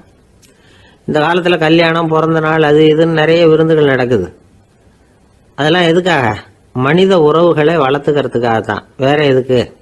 ஒரு விருந்துக்கு போனால் அமைதியாக பொறுமையாக போய் உட்காரணும். அடித்து பிடிச்சிக்கிட்டு இடத்த பிடிக்க போகிறேன் அப்படின்னு நிற்கக்கூடாது. முதல் பந்தி நடந்துக்கிட்டு இருந்தால் அது முடிஞ்சு இலை எடுத்து சுத்தம் பண்ணதுக்கு அப்புறம் போய் உட்கார்றது தான் நாகரீகம். இலை எடுக்கிறதுக்கு முன்னாடியே அங்கே போய் உட்காந்தா நல்லா இருக்காது. நீங்கள் சாப்பிட்டுட்டு உட்காந்துருக்கீங்களா, சாப்பிட்றதுக்கு உட்காந்துருக்கீங்களா, பார்க்குறவங்களுக்கு சந்தேகம் வந்துடும். அதே மாதிரி இலையில எல்லா ஐட்டமும் பரிமாறினதுக்கு அப்புறம் சாப்பிட ஆரம்பிக்கணும். ஒவ்வொரு ஐட்டமாக வைக்க வைக்க நாம் பாட்டுக்கு எடுத்து உள்ளே தள்ளிகிட்டே இருந்தோம்னா எதை வச்சோம் எதை வைக்கலன்னு பரிமாறினவரே குழம்பி போயிடுவார். ஏன்னா எப்போ பார்த்தாலும் இலை காலியாகவே இருக்கும். சாப்பிட்றப்போ உங்கள் சாப்பாட்டையே நீங்கள் கவனிக்கணும். அடுத்தவங்க இலையில என்ன இருக்குது, பக்கத்தில் இருக்கிறவர் எதை அதிகமாக சாப்பிட்றார், இதெல்லாம் நமக்கு என்னத்துக்கு? எல்லாரும் சாப்பிட்டு முடிக்கிற வரைக்கும் பொறுமையாக இருக்கிறது தான் நல்லது. நீங்கள் மட்டும் திடீர்னு பாதியில் எழுந்திரிச்சு பக்கத்தில் இருக்கிறவங்களுக்கு சங்கடமாக இருக்குமேங்கிறதெல்லாம் யோசிக்காமல் நீங்கள் பாட்டு எழுந்திரிச்சு போகக்கூடாது. பக்கத்தில் உள்ளவங்க உங்களை எழுந்திரிக்க சொன்னால் எழுந்திரிச்சு போகலாம். விருந்துகளில் சாப்பாட்டை வீணாக்கிறதே ஒரு நாகரிகமாக போட்டுது இந்த காலத்தில். சாப்பாட்டுக்கே கஷ்டப்பட்டுக்கிட்டு பல பேர் இந்த உலகத்தில் இருக்கிறப்போ சாப்பாட்டை வீணாக்கிறது எவ்வளோ பெரிய மோசங்கிறத நினச்சி பார்க்கணும். வேணுங்கிற அளவுக்கு கேட்டு வாங்கி சாப்பிட்றது தான் முறை. விருந்தில் இந்த பஃபே அப்படின்னு சொல்லி ஒரு முறை சொல்கிறாங்கல்ல, அதாவது உணவு வகைகளையெல்லாம் பொதுவாக ஒரு இடத்துல வச்சுடுறது, நமக்கு தேவையானதை நாமே எடுத்துட்டு ஒரு தட்டில் போட்டுக்கிட்டு சாப்பிட வேண்டியது. இதில் கூட சில பேர் தேவைக்கு அதிகமாக எடுத்து போட்டுக்கிட்டு வீணாக்குறாங்க. சில சமயம் வந்து கடைசியாக சாப்பிட போகிறவங்களுக்கு எல்லா ஐட்டமும் கிடைக்காம போகலாம். அதை போய் பெருசு பண்ணிகிட்டு இருக்கக்கூடாது. என்ன சார் இந்த அளவுக்கு கூடவா நாகரிகம் தெரியாமல் இருக்கிறோம், இதை போய் பெருசாக சொல்ல வந்துட்டீங்களே அப்படின்னு நினைக்கலாம். ஒருத்தர் ரெண்டு பேருக்கு இந்த விவரம் தேவைப்படலாம். அவங்க காதலையும் இது விழட்டுமேங்கிறதுக்காக தான் இது. ஒரு பெரிய கல்யாண விருந்து நடந்துக்கிட்டு இருந்தது. விருந்து மண்டபத்து வாசலில் ஒருத்தர் நின்றுக்கிட்டு வர்றவங்களையெல்லாம் ரொம்ப மரியாதையாக வணங்கி உள்ளே அனுப்பி வச்சுக்கிட்டு இருந்தார். எப்படி தெரியுமா? வர்றவங்க கையெல்லாம் பிடிச்சி முத்தம் கொடுத்து அதுக்கப்புறம் உள்ள அனுப்பி வச்சுக்கிட்டு இருந்தாராம். கூட்டம்லாம் முடிஞ்சதுக்கு அப்புறம் அவர்கிட்ட போய் கேட்டிருக்கிறாங்க, சார் நானும் எவ்வளவோ விருந்துகளுக்கு போயிருக்கிறேன், இருந்தாலும் இவ்வளவு மரியாதையா வர்றவங்க கைக்கெல்லாம் முத்தம் கொடுத்து வரவேற்கிறத இங்கதான் பாக்குறேன் அப்படின்னு சொன்னாங்க. அதுக்கு அவர் சொன்னார், அட போங்க சார், நான் முத்தம் கொடுக்கல, முந்தின பந்திக்கு வந்து சாப்பிட்டவங்களே அடுத்த பந்திக்கும் வர்றாங்களான்னு மோந்து பார்த்து அனுப்பி வச்சுக்கிட்டு இருந்தேன் அப்படின்னார். ஒருத்தர் ரொம்ப அவசரமா வந்தார். சார் மனுஷன் நிம்மதியா இருக்கிறதுக்கு என்ன வழின்னு கேட்டார். சீக்கிரமா ஒரு கல்யாணத்தை பண்ணீங்க, எல்லாம் சரியா போடும் அப்படின்னோம். அவர் ஒரு மாதிரியா பார்த்தார். ஏற்கனவே எனக்கு கல்யாணம் ஆயிட்டுது சார், அதனால தானே நிம்மதியா இருக்கிறதுக்கு வழி கேட்கிறேன் அப்படின்னார். சரி, இவர் ஒரு மாதிரியான கேஸ் அப்படின்னு நினைச்சுக்கிட்டு நம்மகிட்ட இருந்த ஒரு சின்ன புத்தகத்தை அவர்கிட்ட தூக்கி கொடுத்தோம். இதை படிச்சு பாருங்கன்னு. கல்யாணத்துக்கு பிறகும் சந்தோஷமா இருக்கிறதுக்கு என்ன வழி அப்படிங்கிற கேள்விக்கு அந்த புத்தகத்துல விளக்கம் இருந்தது. கணவன் மனைவிக்குள்ள சிக்கல் வராம இருக்கிறதுக்கு அதுல சில வழிகளை சொல்லி கொடுத்துருக்குறாங்க. அதெல்லாம் என்னென்ன அப்படிங்கிறத இப்ப பார்க்கலாமா? குடும்பம்னு இருந்தா கோபம் வரதான் செய்யும், அது வந்துட்டு போகட்டும் பரவாயில்ல. ஆனா அந்த கோபம் ஒரே நேரத்துல 2 பேருக்கும் வந்துடாம பாத்துக்கணும். ஒரு சமயத்துல யாராவது ஒருத்தர் தான் கோபப்படணும், அடுத்தவங்க அமைதியா இருக்கணும். அதுக்கப்புறம் இவர் அமைதியான உடனே அவங்க ஆரம்பிச்சுக்கலாம். கோபமா ஏதாவது சொன்னா உடனே கோபமா பதில் சொல்லக்கூடாது. கொஞ்சம் பொறுத்து கோபம் தீர்ந்த உடனே அந்த பதில சொல்லலாம். அப்போ பதில் கோபமா இருந்தா கூட அது அவ்வளவு பெருசா தெரியாது. அற்ப விஷயத்துக்கெல்லாம் காய்ச்சி மூச்சுன்னு கத்திட்டு இருக்கக்கூடாது. உங்க 2 பேருக்குள்ள ஒரு தர்க்கம் ஆரம்பமாயிட்டுதுன்னு வச்சுக்கோங்க, கடுமையா 2 பேரும் விவாதம் பண்றீங்க. உங்கள ஒருத்தர் இதுல ஜெயிக்கணும்னா அது நீங்களா இருக்க வேணாம், அடுத்தவங்க ஜெயிக்கிறதுக்கு நீங்க துணையா இருங்களேன். அப்படின்னா நீங்க கொஞ்சம் விட்டு கொடுக்கணும், அவ்வளவுதான். ஏதாவது குத்தம் சொல்லணுமா, செஞ்ச தப்ப சுட்டி காட்டணுமா, விமர்சனம் பண்ணணுமா, பண்ணுங்க, வேணான்னு சொல்லல. ஆனா சொன்னதை அப்படி சொல்றத வந்து கொஞ்சம் அன்பா இதமா சொல்லுங்க. எப்போ நடந்த தவறுகளை எல்லாம் இப்போ போய் மறுபடியும் ஞாபகப்படுத்திட்டு இருக்க வேண்டாம். நான் அப்பவே சொன்னேன் இந்த புடவை வேணாம்னு, நீங்க தான் கேட்கல, இப்போ பாருங்க கிழிஞ்சு போச்சு இப்படின்னு கத்துனாங்க ஒரு அம்மா. எப்போ சொன்னீங்கன்னு கேட்டா ஒரு 10 வருஷத்துக்கு முன்னாடி தீபாவளி சமயத்துல அப்படிங்கிறாங்க. அது என்ன இன்னும் அப்படியே புதுசாகவா இருக்கும்? உங்களுக்கு அவர் தான் பெருசு, அவருக்கு நீங்க தான் பெருசு. அதை விட இந்த உலகத்துல வேற எதுவும் முக்கியம் இல்லைன்னு நினைக்கணும். நீ தான் என்னுடைய உலகம்னு எத்தனை தடவை சொல்லியிருப்பீங்க? அதெல்லாம் வெறும் வசனமா போயிடக்கூடாது. ஏதாவது ஒரு பிரச்சனையை பத்தி கடுமையா விவாதம் பண்ணிட்டு இருக்கீங்க, அதை அப்படியே பாதியில விட்டுட்டு படுக்கைக்கு போயிடக்கூடாது. சொச்சத்தை நாளைக்கு பேசிக்கலாம்னு. அப்படி போனா தூக்கம் வராது. பிரச்சனையை ஒரு முடிவு பண்ணிக்கிட்டு அதுக்கப்புறமா தூங்க போகணும். ஒரு நாள்ல ஒரு தடவையாவது உங்க ஜோடியை பாராட்டி நல்ல விதமா கனிவா ஒரு வார்த்தை சொல்லணும் அப்படின்னு தீர்மானம் பண்ணீங்க. ஏதாவது தப்பு பண்ணிவிட்டீங்கன்னா பரவாயில்ல, அதை ஒத்துக்கிறதுக்கும் மன்னிப்பு கேட்கறதுக்கும் தயாரா இருக்கணும். அது ஒன்றும் கேவலம் கிடையாது. வீட்டுக்குள்ள தானே கேட்க போறீங்க, வெளியில யாருக்கு தெரிய போதும்? எப்படியோ உங்களுக்குள்ள ஒரு சமரசம் ஆனா சரிதான். ஒரு தகராறுன்னு எடுத்துக்கிட்டா குறைஞ்சபட்சம் அதுக்கு 2 பேர் தேவை. தனியாவே உட்காந்துக்கிட்டு நான் இப்ப தகராறு பண்ணிட்டு இருக்கிறேன் அப்படின்னு யாரும் சொல்ல முடியாது. 2 பேர் தகராறு பண்றாங்கன்னா பொதுவா அந்த 2 பேர்ல யாரு அதிகமா பேசுறாங்களோ அவங்க பேர்ல தான் தப்பு இருக்கும். அதை மனசுல வச்சுக்கணும். இதெல்லாம் தான் அந்த புத்தகத்துல போட்டிருக்கிற வழிமுறைகள். இவ்வளவும் சரியா வரலன்னா அப்புறமா சொல்லுங்க, வேற புத்தகம் ஏதாவது இருக்கான்னு தேடுவோம். ஒரு கணவன் தன்னுடைய மனைவியை அழைச்சிட்டு ஒரு மனோதத்துவ டாக்டர் கிட்ட வந்தாரா. டாக்டர், எங்களுக்கு கல்யாணம் ஆகி 30 வருஷ காலமா நாங்க ஒரு விஷயத்துல கூட ஒத்து போனதில்லை அப்படின்னு ஆரம்பிச்சார். உடனே அந்த அம்மா குறுக்கிட்டு, அது 30 வருஷம் இல்ல 32 வருஷம் அப்படின்னாங்களாம். அந்த ஆளு என்ன கண்ணா பண்ணான்னு திட்டி விட்டான் சார், அதை நினைச்சா எனக்கு ரொம்ப வருத்தமா இருக்கு அப்படின்னு சொல்லி கவலைப்பட்டார் ஒருத்தர். இதுல கவலைப்படுறதுக்கு என்ன இருக்குது அப்படின்னாரு ஒரு பெரியவர். அவர் ஒரு மகான். என்ன சார் இப்படி சொல்றீங்க, ஒருத்தர் நம்ம பார்த்து திட்டுனா வருத்தமா இருக்காதா அப்படின்னார். அது எப்படி வருத்தமா இருக்கும், திட்டுறதுங்கிறது என்ன, அது வெறும் சத்தம் தானே அப்படின்னார் அந்த பெரியவர். நம்ம ஆளுக்கு தலையை பிச்சுக்கலாம் போல இருந்தது. இருக்காது அப்படின்னா நமக்கு அப்படித்தானே தோணுது. அந்த பெரியவர் சொல்றது ரொம்ப பெரிய விஷயம். அதை நாம புரிஞ்சிக்க முயற்சி பண்ணலாம்னா நடைமுறை வாழ்க்கைக்கு அது ஒத்து வர்றது மாதிரி தெரிய மாட்டேங்குது. இருந்தாலும் அந்த பெரியவர் அதுக்கு என்னதான் விளக்கம் கொடுக்குறாருன்னு பார்ப்போமே. ஒரு ரயில் போயிட்டு இருக்கு, அதுல ஒரு சாது போயிட்டு இருக்கார். அந்த ரயில் வந்து அவர் ஹரித்வாரம் போயிட்டு இருக்கார். அவரு ரயில்ல ஏகப்பட்ட கூட்டம். நம்ம ஊர் ரயில் கேட்க வேணும், டிக்கெட் வாங்கிட்டு கொஞ்சம் பேர், வாங்காத கொஞ்சம் பேர். அது என்னத்துக்கு அனாவசியமா டிக்கெட் அப்படிங்கிற நினைப்புல பாதி பேர். இந்த கூட்டத்துக்கு மத்தியில அந்த சாதுவும் போயிட்டு இருக்கிறார். உட்கார்றதுக்காக இருந்த இடத்துல ஒரு ஆள் படுத்திருக்கிறான், கொஞ்சம் முரட்டு ஆசாமி. அவன் காலு பக்கத்துல கொஞ்சோண்டு இடம் பாக்கி இருந்தது. அந்த இடத்துல இந்த சாது உட்கார்ந்திருந்தார். மெதுவாக உட்காந்துக்கிட்டார் போய். ஆனால் அந்த ஆள் ராத்திரி பூரா இவரை காலால் உதச்சிக்கிட்டே இருக்கிறான். அது இவருக்கு ரொம்ப அவமானமாக பட்டுது. அதனால் துக்கம் ஏற்பட்டது. இருந்தாலும் அதை ஒரு மாதிரியாக சகிச்சுக்கிட்டே இவர் வந்து சேர்ந்தார். பொழுது விடிஞ்சது. அந்த சாது ஹரித்வார் வந்து சேர்ந்தார். அங்கே ஒரு பெரிய ஞானியை சந்திச்சார்.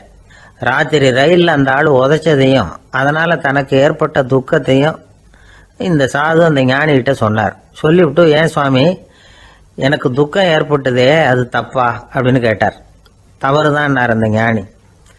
உனக்கு இன்னமும் தேக அபிமானம் போகலைங்கிறது தான் அது காட்டுது. அஷ்டாவக்கிரர் என்ன சொல்றார் தெரியுமா? உண்மையான ஞானி யாராவது தன்னை வந்தனை செய்தால் அதற்காக சந்தோஷப்பட மாட்டார், யாராவது நிந்தனை செய்தால் அதற்காக வருத்தப்பட மாட்டார் அப்படின்னு சொல்றார். நிந்தனைங்கிறது ஒரு ஒலி தான். தேகாபிமானம் இருக்கிற வரைக்கும் இந்த ஒலி நம்மளை வந்து வேதனைப்படுத்தும்.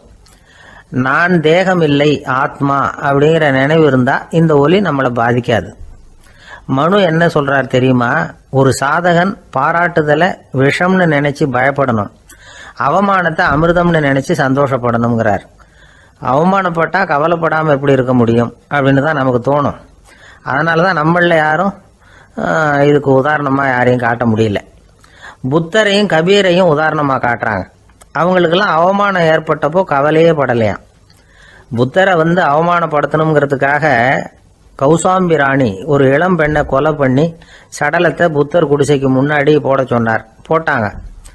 புத்தர் தான் அந்த பொண்ணை கெடுத்து கொலை பண்ணி விட்டாருன்னு எல்லாரும் நினைச்சாங்க.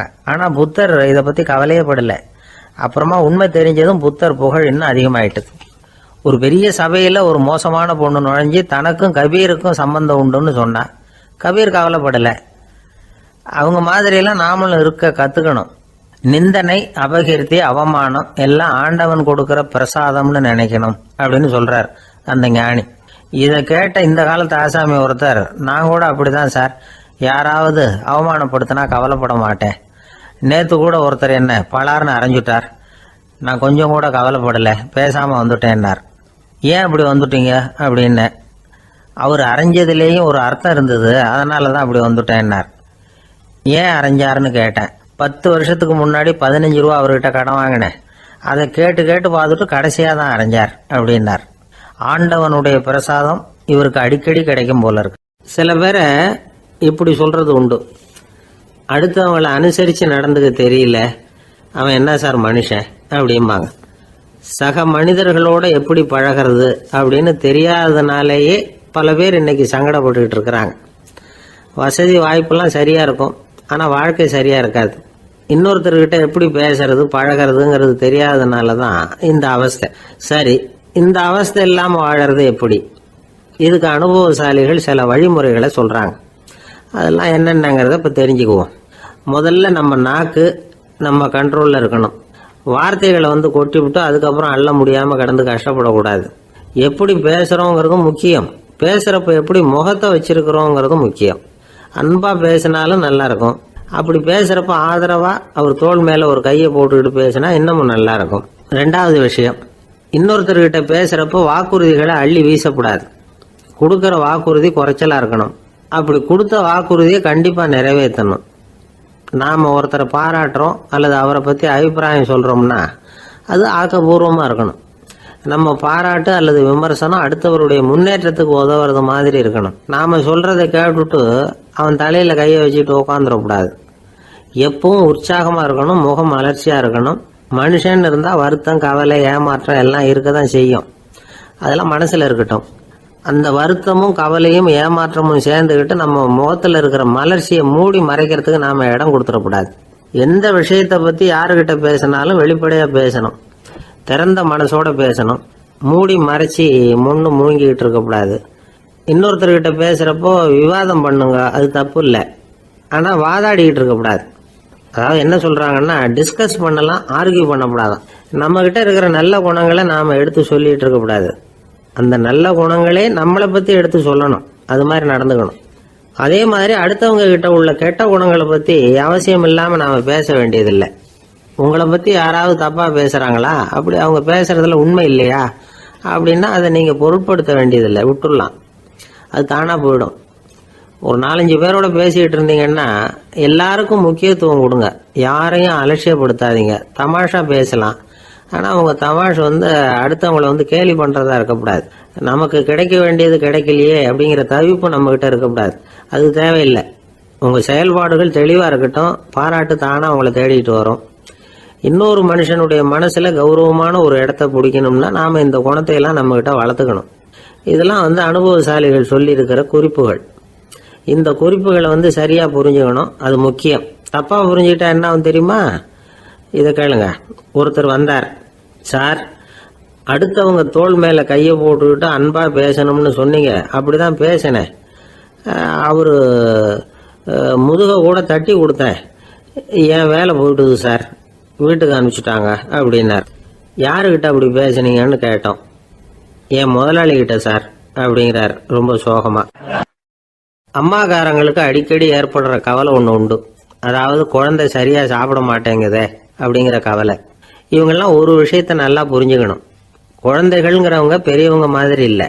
அவங்க கடிகாரத்தில் மணியை பார்த்துட்டு சாப்பிட்றதுக்கு உட்கார்ற ரகம் கிடையாது. பசிச்சா சாப்பிடுவாங்க, இல்லைன்னா விளையாடுவாங்க அல்லது தூங்குவாங்க. அது புரியாம அவங்கள கட்டாயப்படுத்தி அல்லது மிரட்டி சாப்பிட வைக்கிறது ரொம்ப தப்பு.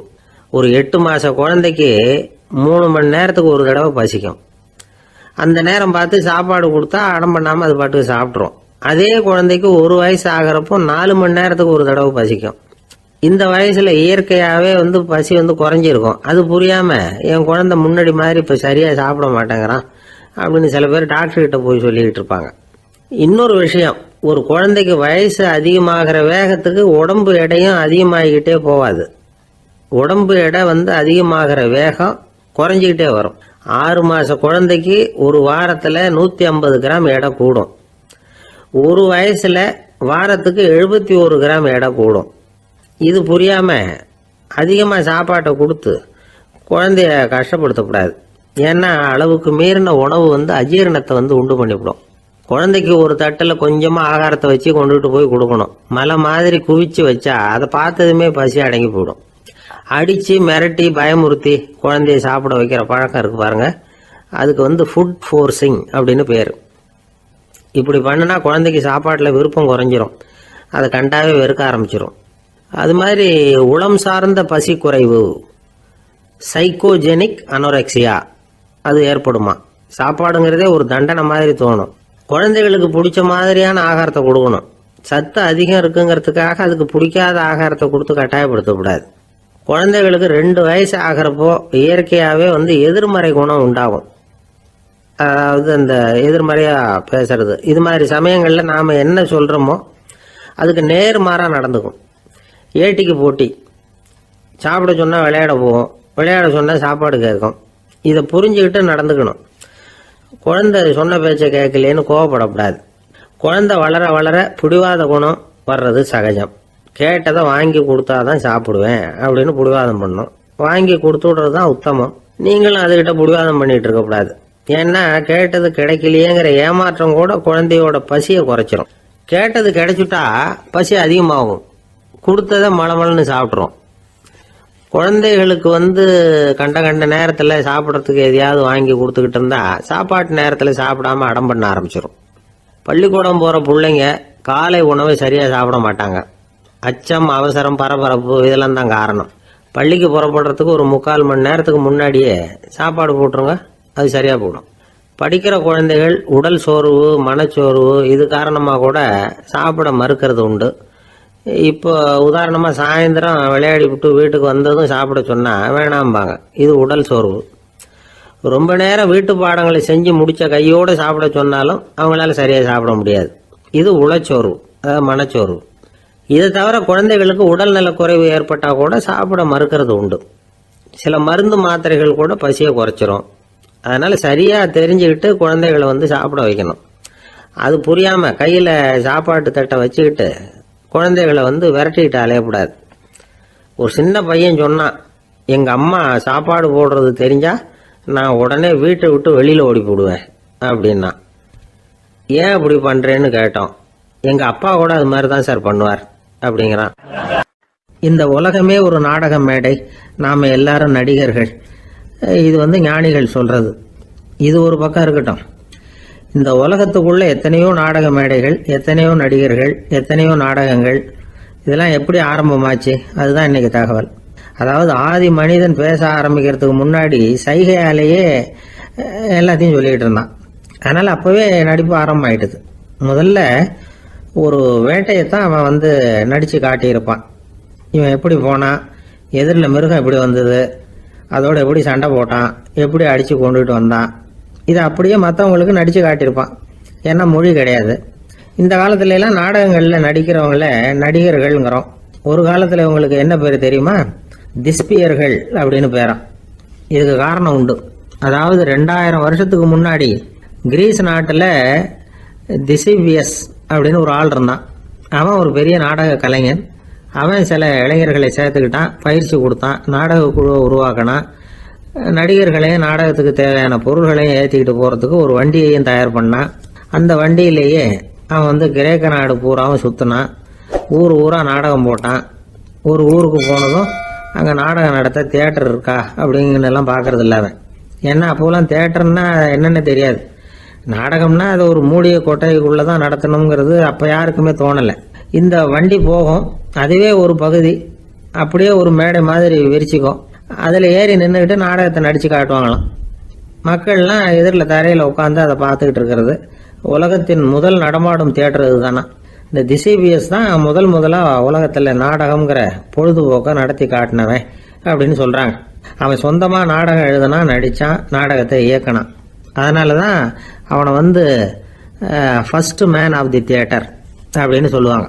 அவன் தான் நாடக மேடையின் முன்னோடி. கிரேக்கர் காலத்திலேயே நாடக ஆசிரியர்கள், நடிகர்கள், ரசிகர்கள் இவங்கெல்லாம் உருவாயிட்டாங்களாம். நாடகத்தின் சரித்திரத்தில் இந்த 3 பிரிவும் ரொம்ப முக்கியம். அதாவது கிரேக்க தியேட்டர்கள்லாம் திறந்த வெளி மேடைகள் தான். பெரும்பாலும் மலைச்சரிவுகள், அதுவே படிப்படியாக பண்ணியிருப்பாங்க. கீழே அரைவட்ட வடிவில் மேடை, அதுக்கு ஆர்கெஸ்ட்ரான்னு பேர். பிற்காலத்தில் இதில் உட்காந்து இசைக்குழுவினர் வாய்ச்சதுனால இசைக்குழுவுக்கே ஆர்கெஸ்ட்ராங்கிற பேர் வந்துட்டுது. இப்போ கிரேக்க தியேட்டர்களில் ஒன்று, அதோட காலம் கிமு 340. அதை இன்னமும் பாதுகாத்து வச்சிருக்கிறாங்களாம். எபிடாரஸ் அப்படிங்கிற இடத்துல அது இருக்குதான். இன்னமும் அந்த தியேட்டரை பயன்படுத்திட்டு வர்றாங்களாம். சிறந்த கிரேக்க நாடகங்கள்லாம் அங்கே நடிக்கிறாங்களாம். ஆரம்ப காலத்திலேயே கட்டணம் கிடையாது. அப்புறம் பின்னாடி தான் நுழைவு கட்டணம்லாம் அப்படியே வந்துட்டு தான். நடிகர்கள் பளபளப்பான ஆடைகள் உடுத்தியிருப்பாங்களாம். இந்த குதிகால் உயர்ந்த காலணிகள் போட்டிருப்பாங்களாம். இதெல்லாம் பழைய குறிப்புகள். பலவிதமான உருவங்களில் மாஸ்க் அப்படின்னு சொல்லப்படுற முகமூடி. அதனால் ஒரே நடிகர் பல வேடங்களில் நடிக்கிறது உண்டான். ஆரம்பத்தில் பெண் நடிகர்கள் கிடையாது, எல்லாம் ஆண் நடிகர்கள் தான். ரோமானியர்கள் தான் முதல் நிரந்தர நாடக மேடையை கட்டினவங்க. அதுதான் முதல் தியேட்டர். கிமு 1048 காலகட்டத்தில் பாம்பிங்கிற நகரத்தில் அதை கட்டியிருக்கிறாங்களாம். கிரேக்க ரோமானிய தியேட்டர்களின் அடிப்படையிலேயே இந்த இத்தாலிய வடிவ அமைப்பாளர்கள் இந்த குதிரை லாட வடிவில் ஒரு ஆடிட்டோரியத்தை உருவாக்கினாங்களாம். இப்படி அதை பற்றி நிறைய தகவல் இருக்குது. 1576 லண்டனில் இந்த வின்ஸ்பர்ரி, அப்புறம் இந்த பில்ட்ஸில், அப்புறம் ஜேம்ஸ் இப்படிங்கிற ஒரு முயற்சியால் தான் இங்கிலாந்தில் முதல் தியேட்டர் உருவாச்சான். அப்படி ஒருத்தர் இருந்தாராம். உலக நாடக மேடையின் வரலாறு இதுதான். அதாவது இப்பெல்லாம் அறிவியல் வளர்ச்சி அதிகமாயிட்டுது. திரைப்படம், தொலைக்காட்சி எல்லாம் வந்தாச்சு.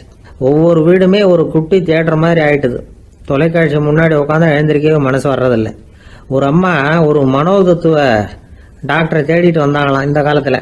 டாக்டர், எங்கள் வீட்டுக்காரர் எப்போ பார்த்தாலும் டிவி முன்னாடி உட்காந்துக்கிட்டு அதையே வெறிச்சு பார்த்துக்கிட்டு இருக்கிறார், உத்து பார்த்துக்கிட்டு இருக்கார், எனக்கு சந்தேகமாக இருக்குன்னாங்களாம். இது மனக்கோளாறு இல்லைங்க, ஆர்வ கோளாறு, அவ்வளவுதான், இதுக்காக பயப்படாதீங்கன்னாராம் டாக்டர். அப்படி இல்லை டாக்டர், டிவி ஓடும் பொழுது நாம் எல்லாம் அதை பார்க்குறோம் சரி, ஆனால் அவர் அப்படி இல்லை, டிவியை நிறுத்தினதுக்கு அப்புறமும் அதையே உத்து பார்த்துட்டு உட்காந்துருக்கிறார், அதனால தான் சந்தேகப்பட்டு உங்ககிட்ட வந்தேன் அப்படின்னாங்களாம். ஒரு இலக்கிய கூட்டம் ஏற்பாடு பண்ணியிருக்கிறோம், நீங்கள் அவசியம் அதில் பேசணும் அப்படின்னு கேட்டுக்கிட்டார் ஒருத்தர். வேணாங்க, 4 பேருக்கு முன்னாடி நிற்கிறதுனா எனக்கு ரொம்ப கூச்சமாக இருக்கும் அப்படின்னாரு இவர். ஏன் சார் இன்னமும் குழந்த மாதிரி கூச்சப்படுறீங்களே அப்படின்னார் அவர் ஒரு மாதிரியாக சமாளித்து அனுப்பி வச்சுட்டு அதுக்கப்புறம் அதை பற்றி இவர் யோசித்து பார்த்துருக்கார். சில நிபுணர்கள் எழுதியிருக்கிறத படித்தும் பார்த்துருக்கிறார். மனோதத்துவ நிபுணர்கள் என்ன சொல்கிறாங்க தெரியுமா? 10லேருந்து 20% குழந்தைகள் பிறக்கிறப்பவே கூச்ச சுபாவம் கொண்டதாக தான் இருக்குதான். ஒரு தாத்தா தன்னோட பேர பிள்ளைய ஆசையாக கூப்பிடுறார் விளையாட்டு காட்ட. அதை அழுதுகிட்டு ஓடி போகுது. ஒரு அம்மா தன்னோட பிள்ளைய பள்ளிக்கூடத்தில் சேர்க்கறதுக்காக கூப்பிட்டுக்கிட்டு போகிறாங்க. அந்த புள்ள அம்மாவோட முந்தானையில் ஒளிஞ்சிக்கிட்டு வெளில வரமாட்டேங்குது. இவங்களெல்லாம் எப்படி சமாளிக்கிறது? குழந்தைகளோட கூச்ச சுபாவத்தை போக்குறது எப்படி? இதுக்கு நிபுணர்கள் சில யோசனைகளை சொல்லியிருக்கிறாங்க. மற்றவங்களுக்கு முன்னாடி என் பையனுக்கு கூச்சம் ரொம்ப அதிகம் சார், மற்றவங்க பார்த்தா ரொம்ப வெக்கப்படுறான், இப்படி சொல்கிற அப்பாக்கள் உண்டு. என் பையன் புது மனுஷால பார்த்தா அட்டையாக ஒட்டிக்குவான் சார் அப்படின்னு சொல்கிற அப்பாக்களும் உண்டு. இப்படிலாம் குழந்தைகளுக்கு முத்திரை குத்துறது ரொம்ப தப்பான். புதுசாக யாராவது வீட்டுக்கு வந்தால் குழந்தை தானாக தன்னோட கூச்சத்தையும் பயத்தையும் போக்கிக்கிட்டு சகஜமாக மாறி வர்றதுக்கு வாய்ப்பு கொடுக்கணுமா. ஒரு கூட்டத்துக்கோ அல்லது சொந்தக்காரங்க கல்யாணத்துக்கோ குழந்தைய அழைச்சிட்டு போகிறீங்க, அங்கே போய் கட்டாயப்படுத்தி குழந்தைய மற்றவங்க கிட்ட பேச சொல்லக்கூடாது. சில சமயம் குழந்தை தானாக தன்னுடைய கூச்ச சுபாவத்தை விட்டு பேசுறதுக்கு முன் வந்தால் அதை பாராட்டணும். குழந்தை கலகலப்பு இல்லாமல் மௌனமாக இருந்ததுன்னா அதையும் கண்டுக்கக்கூடாது. குழந்தை பேச ஆரம்பித்தா அதை ஆர்வத்தோடு கவனிக்க தெரியணும். கலந்து உரையாடுற பழக்கத்தை வீட்லேயே ஆரம்பிக்கலாம். கேட்டதுக்கு பதில் சொல் அப்படின்னு நீங்கள் அதிகாரம் பண்ணிகிட்டு இருக்கக்கூடாது. அது குழந்தைக்கு பேசுகிற சந்தர்ப்பத்தை குறைச்சிருமா. இப்போ நாம் அதிகாரம் பண்ணால் கேலி செய்கிற பழக்கம் குழந்தைகளை ரொம்ப பாதிச்சிருமா. பெரியவங்களானதுக்கு அப்புறமும் சில பேர் கூச்சத்தோடவும் பயத்தோடவும் இருக்கிறதுக்கு இதுதான் காரணம். சின்ன வயசில் அவங்கெல்லாம் ஏதாவது கேலிக்கு ஆளாகி இருப்பாங்க. ரெண்டாவது குழந்தை மூத்த குழந்தைய கேலிக்கு ஆளாகிற சந்தர்ப்பங்களை கண்டு கேலி பண்ணினா அது இளம் நெஞ்சங்களை விட்டு நீங்கிறதே இல்லையா. எப்பவும் குழந்தையோட நடை உடை பாவனைகளை பற்றி சொல்லிக்கிட்டே இருக்கக்கூடாதான். அதுவே கூச்ச சுபாவத்தை கொண்டுட்டு வந்துருமா. அப்பா எங்கேன்னு யாராவது கேட்டால் இது மாதிரி இன்ன காரியத்துக்காக வெளியில் போயிருக்கார், இத்தனை மணிக்கு திரும்பி வருவார் அப்படின்னு சொல்கிற அளவுக்கு குழந்தைகளை பழக்கப்படுத்தி வைக்கணும்.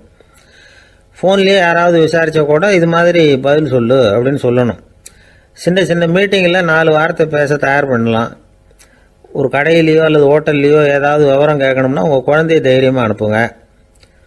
குழந்தைகள் பணிவாகவும் பொறுமையாகவும் விவரம் கேட்குறப்போ கூச்ச சுபாவம் தானாக போயிடும். சின்ன வயசுலேயே இப்படிலாம் பழக்கப்படுத்தினா தான் வருங்காலத்தில் தைரியமாக இந்த சமுதாயத்தில் வாழ முடியும். இல்லைன்னா 60 வயசுலேயும் அடுப்பங்கரையை விட்டு வெளில வர்றதுக்கு கூச்சப்பட்டுக்கிட்டு தான் இருக்க வேண்டியிருக்கும். இந்த காலத்து பிள்ளைங்க எவ்வளவோ பரவாயில்ல, எதுக்கும் தயங்குறதில்ல, கூச்சப்படுறதில்ல. ஒரு அம்மா அடுப்பங்கரையிலேருந்து சத்தம் போட்டாங்க, டேய் ராமு, தயவு பண்ணி அந்த டிவியை நிறுத்துறா, அந்த பெண்ணோட குரல் மகா மோசம், அடுப்பங்கரையில் இருக்கிற என்னாலேயே அதை சகிச்சிக்க முடியல அப்படின்னாங்களாம். உடனே பையன் கொஞ்சம் கூட தயங்காமல் பதில் சொல்கிறான், அம்மா இந்த குரல் டிவியிலேருந்து வரல, எதிர்த்த விட்டு மாமி தான் இங்கே வந்திருக்கிறாங்க, அவங்க தான் இப்போ என்னோட பேசிக்கிட்டு இருக்கிறாங்க அப்படின்னு. நான் ஒரு பல்கலைக்கழகம், அங்கே ஒரு இலக்கிய பேராசிரியர், அவர் பாடம் நடத்திக்கிட்டு இருந்தார். ராபர்ட் ப்ரௌனிங் எழுதிய கவிதைகளை பற்றி சொல்லிகிட்டு இருக்கிறார். மாணவர்களும் ரொம்ப அக்கறையாக அதை கேட்டுக்கிட்டு இருக்கிறாங்க. ஒரு குறிப்பிட்ட கவிதையை பற்றி சொல்லும் பொழுது அந்த பேராசிரியருக்கே ஒரு சந்தேகம். அதாவது அந்த கவிதையின் சரியான அர்த்தம் என்னங்கிறதுல சந்தேகம். பேராசிரியர் யோசனை பண்ணார். அந்த கவிதையை முழுசாக புரிஞ்சிக்க முடியல. அதனால் மாணவர்களை பார்த்து சொன்னார், மாணவர்களே, ஒரு நாள் பொறுத்துங்க, இந்த கவிதையை எழுதின கவிஞர் எங்கள் வீட்டுக்கு பக்கத்தில் தான் இருக்கிறார். இன்னைக்கு சாயந்தரம் நான் அவரை நேரிலேயே போய் பார்க்குறேன், பார்த்து இதுக்கு என்னங்க அர்த்தம்னு கேட்டுட்டு வந்துடுறேன், அதுக்கப்புறம் உங்ககிட்ட சொல்கிறேன் அப்படின்னாரா. அன்னைக்கு சாயந்தரமே அந்த பேராசிரியர் கவிஞரை தேடிக்கிட்டு போயிட்டார். கவிஞர் அவங்க வீட்டில் அவர் பாட்டு உட்காந்துருந்தாரா. இவர் போய் அவர் முன்னாடி உட்காந்தார். அப்புறம் கேட்டார், ஐயா, அந்த கவிதையின் முழு பொருள் என்னன்னு தெரிஞ்சுட்டு போகிறதுக்காக வந்திருக்கிறேன் அப்படின்னாராம். எந்த கவிதை அப்படின்னாராம் அவர். இவர் அந்த கவிதையை சொல்லியிருக்கார். கவிஞர் கொஞ்சம் யோசனை பண்ணிவிட்டு அப்புறம் சொன்னாராம், பேராசிரியரே, நீங்கள் கொஞ்சம் தாமதமாக வந்துட்டீங்கன்னாராம். இவருக்கு ஒன்றும் புரியல. நீங்கள் என்ன சொல்கிறீங்க, நான் தாமதமாக வந்துட்டேன்னா? நீங்கள் தான் உயிரோடு இருக்கிறீங்களே, அப்படி இருக்கும்பொழுது நான் தாமதமாக வந்துட்டேன்னா அது எப்படி அப்படின்னு இவர் குழம்பி இருக்கிறார். இப்போ கவிஞர் சொன்னாராம், ஐயா, நான் உயிரோடு இருக்கிறேன்னா இல்லையாங்கிறது முக்கியம் இல்லை. நான் அந்த கவிதை வரிகளை எழுதினப்போ 2 பேருக்கு அதோட அர்த்தம் தெரிஞ்சிருந்தது. இப்போ ஒரே ஒருத்தருக்கு தான் அதோட அர்த்தம் தெரியும் அப்படின்னாராம். பேராசிரியர் யோசனை பண்ணியிருக்கார். அப்படின்னா அந்த ஒருத்தர் கவிஞர் ராபர்ட் ப்ரௌனிங்கை தவிர வேற யாரா இருக்க முடியும்? இவர் தான் அப்படிங்கிறத அவர் மனசில் நினச்சிக்கிட்டார். அதனால சொன்னார், ஐயா, நான் தாமதமாக வரல, அந்த கவிதையின் பொருள் என்ன அது சொல்லுங்கன்னார். பேராசிரியரே, நான் சொல்கிறது உங்களுக்கு புரியலன்னு நினைக்கிறேன். நான் இந்த வரிகளை எழுதினப்போ 2 பேருக்கு அதோட அர்த்தம் தெரிஞ்சிருந்தது. அந்த 2 பேர் யாருன்னா, ஒருத்தர் ராபர்ட் ப்ரௌனிங், அதாவது நான், இன்னொருத்தர் கடவுள். இப்போ அது கடவுளுக்கு மட்டும்தான் தெரியும். நானே இதை பற்றி பல தடவை யோசனை பண்ணி பார்த்தேன். இது ரொம்ப அழகானது, ஆனாலும் ரொம்ப வழுக்கலானது. அதை பிடிச்சிட்டோம்னு நினச்சிக்கிட்டு இருக்கும் பொழுதே காற்று மாதிரி அது உங்ககிட்ட இருந்து ஓடி போயிடுது. எனக்கு ரொம்பவும் வருத்தமாக தான் இருக்குது. நிச்சயமாக நான் தான் இந்த வரிகளை எழுதியிருக்கிறேன். அதில் அர்த்தம் இருக்குங்கிறது எனக்கு தெரியும், அதை நான் உணர்றேன். ஆனால் நீங்கள் என்னை மன்னிக்கணும், எனக்கே கூட அதை என்னால் விளக்க முடியல. அப்படி இருக்கும் பொழுது உங்களுக்கு எப்படி அதை நான் விளக்க முடியும் அப்படின்னாரு அந்த கவிஞர். அனுபவிக்கப்படக்கூடிய எல்லாமே விளக்கப்படக்கூடிய ஒன்றல்ல, விளக்கப்படும் எல்லாமே அனுபவிக்கப்படக்கூடிய ஒன்றல்ல அப்படிங்கிறது ஞானிகளுடைய கருத்து. அதுக்காக தான் அந்த சம்பவம். வாழ்க்கையில் நீங்கள் தொடர்ந்து ஆய்வு செய்து கொண்டே இருக்கக்கூடிய விளக்கங்களை ஒருபோதும் அடைய முடியாத பரிமாணங்கள் இருக்கிறதுனால தான் அது அலுப்பு தட்டாமல் இருக்குது. உங்களால் நிறைய அனுபவிக்க முடியும், இருந்தாலும் நீங்கள் அனுபவித்து அறிந்த விஷயங்கள் கூட வார்த்தைகளால் விளக்கப்பட முடிவதில்லை அப்படிங்கிறது பெரியோர் சிந்தனை. இதெல்லாம் ஒரு பக்கம் இருக்கட்டும். நமக்கு தெரிஞ்ச பேராசிரியர் ஒருத்தர் 1 மணி நேரம் ரொம்ப விவரமா வகுப்பு எடுத்தார். கடைசியா சொன்னார், மாணவர்களே, ரொம்பவும் எளிமையா விளக்கமா எல்லா விவரமும் சொல்லியிருக்கிறேன். அதனால இதுல உங்களுக்கு சந்தேகம் வர்றதுக்கு வாய்ப்பே இல்லை. இருந்தாலும் கேட்க வேண்டிய கடமை கேட்கிறேன். இது வரைக்கும் நடத்தினதுல யாருக்காவது ஏதாவது சந்தேகம் உண்டா அப்படின்னு கேட்டாராம். எனக்கு ஒரே ஒரு சந்தேகம் தான் சார் அப்படின்னு எழுந்திரிச்சு நிக்கிறான் ஒருத்தன். என்னன்னு கேட்டாராம். இது வரைக்கும் நீங்க என்ன பாடம் சார் நடத்துனீங்க அப்படின்னானா அவன். வங்க நாவலாசிரியர் சரத் சந்திரர் ஒரு நண்பர் அவர்கிட்ட வந்தார். வழக்கமா எல்லா எழுத்தாளர்கள்கிட்டையும் கேட்குற ஒரு கேள்வியை கேட்டார். நீங்க எழுத்துத்துறைக்கு வந்தது எப்படி? இதுதான் கேள்வி. அதை தெரிஞ்சு என்ன பிரயோஜனம்னார் சரத் சந்திரர். சும்மா சொல்லுங்களேன், தெரிஞ்சுக்கிறேன் அப்படின்னார் வந்தவர். சரி சொல்றேன்னு ஆரம்பிச்சார். நான் ரங்கூன்ல வேலை பார்த்துக்கிட்டு இருந்தேன். சம்பளம் பத்தல. வேலையும் பார்த்துக்கிட்டு ஒரு பலசரக்கு கடை வைக்கலாம்னு நினைச்சேன். என்னால் மளிகை கடை வச்சு சரியாக நடத்த முடியுமாங்கிற சந்தேகம் என் மனைவிக்கு. அதை சோதனை பண்ணி பார்க்கணுங்கிறதுக்காக சில பொருள்களின் அளவு, அதோட விலை, இப்படி சிலதை சொல்லி எல்லாத்தையும் மனக்கணக்காக கூட்டி போட சொன்னாங்க. என்னால் சரியாக கூட்டி சொல்ல முடியல. உங்களால் மளிகை கடை நடத்த முடியாதுன்னு சொல்லிவிட்டாங்க. உடனே என்ன பண்ணுறது, வேற வழி இல்லை, கதை எழுத ஆரம்பிச்சிட்டேன் அப்படின்னார். கேட்டவருக்கு சிரிப்பு வந்துட்டு தான். சரத் சந்திரர் ஒரு பக்கம் சீரியஸான நாவல்கள், சிறுகதைகள் எழுதியிருந்தாலும் அவருடைய இன்னொரு பக்கம் வேற விதம்.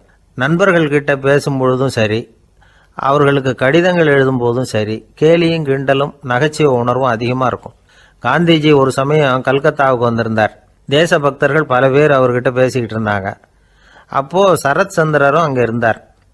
கிரண் சங்கர் ராய் அப்படிங்கிறவரும் அங்கே இருந்தார்.